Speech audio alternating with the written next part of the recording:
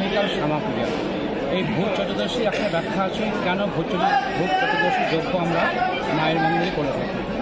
আমরা দেবী পক্ষে যখন সূচনা হয়েছিল মহালয়ার পূর্ণ লগ্নে আমাদের পিতামহ প্রপিতামহ মাতামহী প্রমাতামহী ইত্যাদি আমাদের যারা স্বর্গীয় আছেন তাদেরকে আমরা তর্পণের মাধ্যমে আহ্বান করে এই ধরাধামে নিয়ে এসেছিলাম।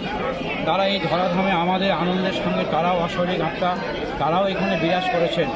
আজকে যেহেতু জমের দুয়ার খুলে যায় এই ভূত চতুর্দশীর দিন এই যজ্ঞের শিখা দেখে আমাদের পূর্বাপুরুষ বা আমাদের শরীরেও যে আত্মা তারা আজকে বিদায় নেন।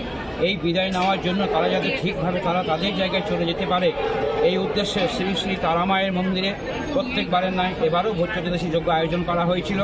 আয়োজন হলো বহু ভক্ত সমাগম হয়েছে, তারা চতুর্দশী যজ্ঞ দর্শন করেছেন।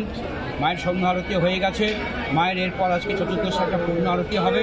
তারামায়ের মন্দির যেন জয় তারা ধ্বনিতে এই ভূত চতুর্দশী উপলক্ষে তারা সবাই আনন্দিত, ভক্তরাও খুব সন্তুষ্ট। তারা মায়ের কাছে এসেছেন, যজ্ঞ দেখলেন, মায়ের কাছে পুজো দিচ্ছেন এবং জয় তারা বলে মায়ের মন্দির তারা বিচরণ করে বেড়াচ্ছেন মহা আনন্দ।